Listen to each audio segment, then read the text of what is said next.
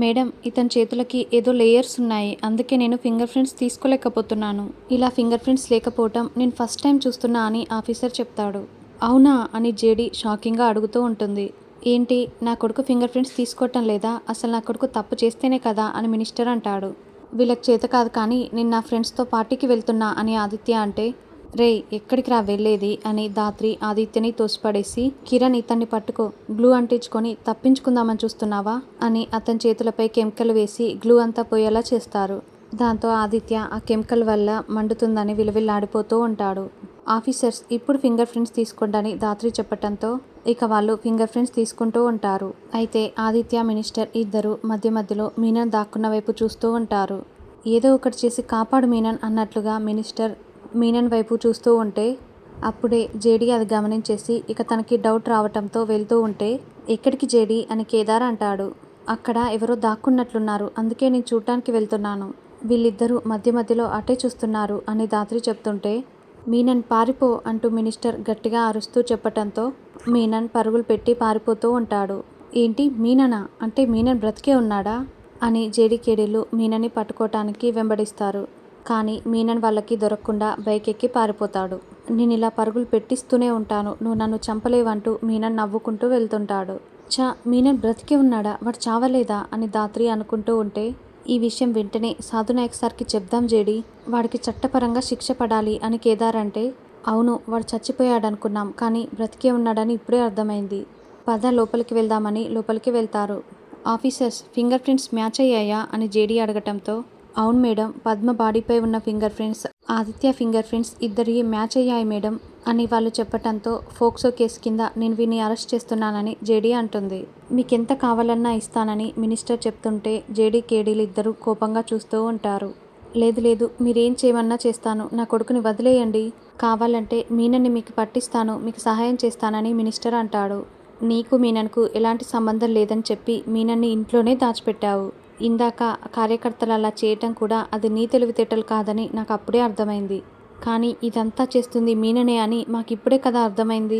క్రిమినల్ని పట్టుకోవటానికి help చేస్తావా, కానీ నీ కొడుకుని మాత్రం అస్సలు వదిలిపెట్టను, వీడికి శిక్ష పడాల్సిందే అని జేడీ ఆదిత్య కాలర్ పట్టుకుని లాక్కెళ్తూ ఉంటుంది. ఆదిత్యకి బేడీలు వేసి కారులో కూర్చోబెట్టగానే అప్పుడే సాధునాయక్ దగ్గర నుండి ఫోన్ కాల్ వస్తుంది. జేడీ, ఆదిత్యని అరెస్ట్ చేసి తీసుకొస్తున్నావా, అతన్ని అక్కడే వదిలేయండి, మీరు మాత్రమే రండి అని సాధునాయక్ చెప్పటంతో, ఏంటి సార్ ఏం మాట్లాడుతున్నారు, అతన్ని ఎందుకు వదిలేయాలి, ఫింగర్ ప్రింట్స్ కూడా మ్యాచ్ అయ్యాయి అని జేడీ చెప్తుంటే, పద్మని చంపింది నేనేనంటూ ఎవరో ఒక అతను వచ్చి మాదాపూర్ స్టేషన్లో లొంగిపోయారంట. ఇందాకే నాకు ఇన్స్పెక్టర్ ఫోన్ చేసి చెప్పాడు. కాబట్టి మనం ఆదిత్యని అరెస్ట్ చేయడానికి కుదరదని సాధునాయక్ అంటే, ఫింగర్ ప్రింట్స్ మ్యాచ్ అయ్యాయని ఇన్వెస్టిగేషన్కైనా తీసుకొస్తానని ధాత్రి అంటుంది. ఆల్రెడీ ఆదిత్య తరపున లాయర్ వచ్చి ఇక్కడ కూర్చొని ఉన్నాడు. ముందు లొంగిపోయిన వాడిని ఇన్వెస్టిగేషన్ చేసిన తర్వాతనే ఆదిత్యని అరెస్ట్ చేయాలని బెయిల్ పేపర్స్ కూడా పట్టుకొని వచ్చి కూర్చున్నాడు అని చెప్పటంతో, అది కాదు సార్, ఇప్పుడు వీని కనుక వదిలేస్తే తప్పించుకుంటాడని జేడీ అంటుంది. చూడు జేడీ, పద్మకి అన్యాయం చేసిన వాడికి ఖచ్చితంగా శిక్ష పడుతుంది, నేను చెప్తున్నాను కదా, నేను మాటిస్తున్నాను, ముందు మీరు అతన్ని అక్కడే వదిలేసి మాదాపూర్ స్టేషన్కి వచ్చేయండి అని సాధునాయక్ చెప్పటంతో, అలాగేనని జేడీ అంటుంది. ఏంటి ధాత్రి ఏమైందని కేదార్ అడగటంతో, ఆవిడ మొహం చూస్తే అర్థం కావట్లేదా, నా కొడుకు ఏ తప్పు చేయలేదని అతని వదిలేయమని ఫోన్ వచ్చినట్టుంది. మినిస్టర్ చాలా సంతోషంగా చెప్తూ ఉంటే, అవును వీడిని వదిలేయండని రమ్యకి కీసిస్తుంది. ఏంటి జేడీ, ఇప్పుడు నేనేంటో అర్థమైందా, నా ఇంటికి వచ్చి నా కొడుకునే అరెస్ట్ చేసి తీసుకువెళ్ళాలనుకున్నావు కదా, ఇప్పుడు ఏం జరిగిందో చూసావా, నేను మాత్రం నిన్ను వదిలిపెట్టను అని రారా అంటూ ఆదిత్యని లోపలికి తీసుకువెళ్తాడు. ఏంటక్క మేడం ఇదంతా అని సింధు, రమ్య, కేదార్, కిరణ్ అందరూ ప్రశ్నిస్తూ ఉంటారు. ఇక వాళ్ళకి జరిగిందంతా చెప్పి, నేను మాత్రం వీనికి ఖచ్చితంగా శిక్ష పడేలా చేస్తాను, రండి వెళ్దామని ఇక అందరూ అక్కడ నుండి వెళ్ళిపోతారు. ఏంటి డాడీ ఈ ట్విస్ట్ అని ఆదిత్య అడగటంతో అప్పుడే మీనన్ దగ్గర నుండి ఫోన్ కాల్ వస్తుంది. ఏంటి మినిస్టర్, నేను చేసింది ఎలా ఉంది, ఇప్పటి నుండి జేడీ నా ఆటలు మాత్రమే చూస్తుంది అని మీనన్ అంటాడు. ఏంటి జేడీ, ఆదిత్యను అక్కడే వదిలేసి రమ్మన్నందుకు మీ కోపంగా ఉందా అని సాధునాయక్ అంటే, పద్మ చావుకి న్యాయం చేయలేకపోతున్నామని బాధగా ఉంది సార్ అని ధాత్రి, కేదార్లు చెప్తూ ఉంటారు. లేదు, ఖచ్చితంగా న్యాయం జరిగే తీరుతుంది, నన్ను నమ్మండి అని సాధునాయక్ అంటాడు. సార్ మీకు ఇంకొక విషయం చెప్పాలని ధాత్రి అంటే, ఏంటి, మీనన్ బ్రతికే ఉన్నాడన్న విషయం గురించా, నిన్న రాత్రే నేను టీముని మీరు పాతిపెట్టిన చోటికి పంపించాను, వాడు తప్పించుకున్నాడని నిన్న రాత్రే నాకు తెలిసింది, ఈ విషయం మీతో చెప్దామనుకున్నాను, కానీ ఈలోపే ఇదిగో ఇదంతా జరిగిపోయిందని సాధునాయక్ అంటాడు. ఇప్పుడు మినిస్టర్ కొడుకుని తప్పించింది కూడా మీననే అని ధాత్రి చెప్పటంతో, అంటే నీ చేతిలో చావు రుచి చూసిన తర్వాత కూడా వాడు మారలేదన్నమాట. కానీ మీనన్కి బుద్ధి చెప్పి వాడికి శిక్ష పడేలా చేసేది నువ్వేనని నాకు అర్థమైంది. సరే జెడి, ముందు ఈ సంగతి చూద్దామని అందరూ స్టేషన్ లోపలికి వస్తారు. గణపతి అనే వ్యక్తిని ఇన్స్పెక్టర్ చావగొడుతూ ఉంటాడు. సార్, నేనే చేశానని చెప్తున్నాను కదా, మళ్ళీ ఎందుకు కొడుతున్నారు సార్? ఈ దెబ్బల్ని తట్టుకోలేకపోతున్నాను, నాకు శిక్ష వేయండి అని అతను చెప్తూ ఉంటాడు. అప్పుడే రమ్య అక్కడికి వచ్చి ఇతన్ని ఇంటరాగేషన్ రూమ్కి తీసుకురమ్మని సార్ చెప్పారని చెప్పటంతో ఇక ఆ ఇన్స్పెక్టర్ గణపతిని తీసుకొని జేడీ దగ్గరికి వస్తాడు. ఎందుకు నువ్వు ఈ తప్పు చేయకపోయినా నేనే చేశానని అబద్ధం చెప్పి ఎందుకు లొంగిపోయావు అని జేడీలు కేడీలు చాదు నాయక్ అందరూ నిలదీస్తూ ఉంటారు. లేదు మేడం, నేనే చేశానని అతను చెప్తాడు. అందుకు తగ్గ సాక్ష్యాలు కూడా ఫోన్లో ఉన్నాయి.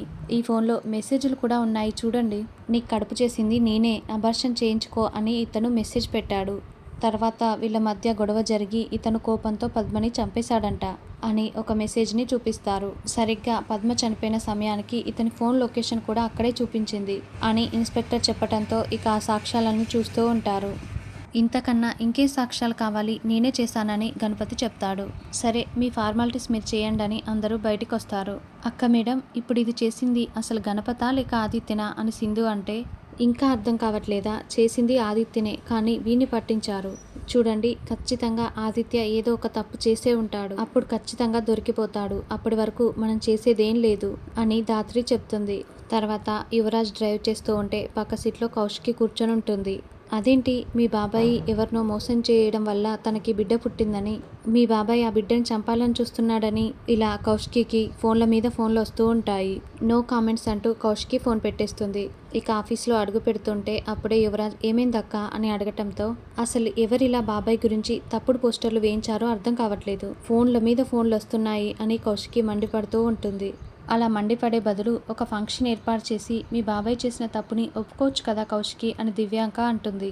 దివ్యాంక, మాటలు మర్యాదగా రాని, నిన్నిక్కడ చూశాక ఇదంతా నీ కుట్రే అనిపిస్తుంది. మా బాబాయ్ ఏ తప్పు చేయలేదు. మా బాబాయ్ని ఇరికించి నువ్వే ఆ పోస్టర్లు అతికించావని నాకు గనక తెలిసిందంటే నువ్వు నాపై తప్పుడు ప్రచారం చేసి నన్ను దెబ్బ కొట్టాలని చూస్తున్నావేమో.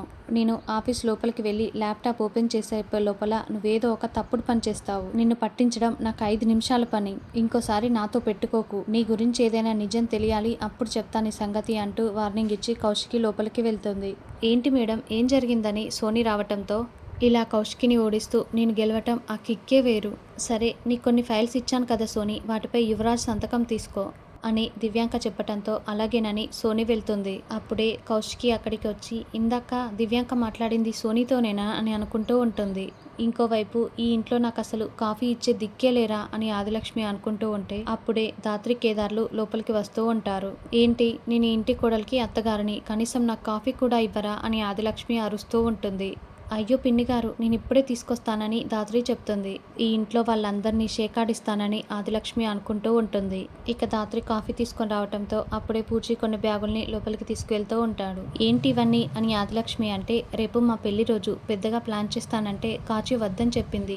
అందుకే చిన్న పార్టీ ఏర్పాటు చేశానని బూచి చెప్పటంతో, కాచి పార్టీనే ఏర్పాటు చేయమని చెప్తుందిలే అని అప్పుడే ధాత్రి అక్కడికి వచ్చి ఇదిగోండి కాఫీ అంటూ ఆదిలక్ష్మికి ఇస్తుంది. అలాగేనంటూ బూచి ఆ షాపింగ్ బ్యాగుల్ని అక్కడే డైనింగ్ టేబుల్ పై పట్టేసి పైకి వెళ్తాడు. జగదాత్రి, నేను కాఫీ నా రూమ్లోకి వెళ్ళి తాగుతానని ఆదిలక్ష్మి కేకలు పెడుతూ ఉంటే ఇప్పుడు ఈ విషయం నాతో ఈవిడెందుకు చెప్పినట్లని కిచెన్లో ఉన్న ధాత్రి ఆలోచిస్తూ ఉంటుంది. ఎందుకంటే ఇప్పుడు ఇక్కడ ఈ షాపింగ్ బ్యాగులు మాయమయ్యేలోపు నేను ఇక్కడ ఉండకూడదని నీకు అర్థం అవ్వాలని ఆదిలక్ష్మి అనుకుంటూ ఉంటుంది.